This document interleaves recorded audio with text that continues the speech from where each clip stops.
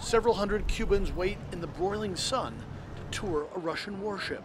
Russian diplomats told me the public would be allowed to visit the Admiral غورشكوف, one of the most modern warships in President Vladimir Putin's navy, capable of firing hypersonic missiles that travel at more than 6,000 miles per hour. It's the first of 3 days the ship will receive visitors, a rare opportunity for people here to see up close a frigate belonging to Cuba's Cold War-era comrades. We're gonna get in line and see if we're able to get aboard.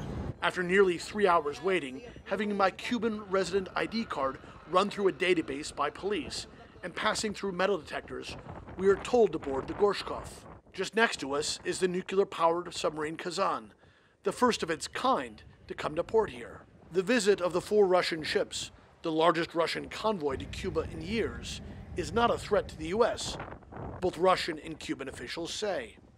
But the U.S. is closely tracking the ships and their movements. A sign in English by the gangplank to the غورشكوف says the ship's, quote, main purpose is combat operations against enemy surface ships and submarines.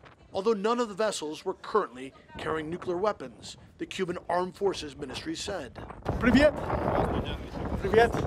Hello, I say in rudimentary Russian to the sailors aboard the غورشكوف. We are only allowed on the main deck, and Russian sailors watch our every move. A deck above us, where sophisticated communications equipment is visible, a soldier armed with an assault rifle keeps guard.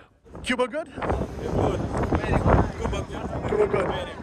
These sailors could be fighting in the war in Ukraine and seem to enjoy the peace and tranquility of the Caribbean. 23 kilometers. Sailors show me anti-rocket defense systems, and a cannon, they say, can fire 23 kilometers, nearly 15 miles. After only the briefest of tours, we are told it's time for us to disembark. До свидания.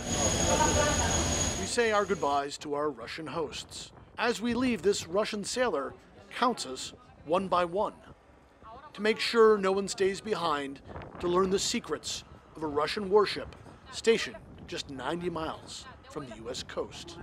Patrick Ottman, CNN Havana.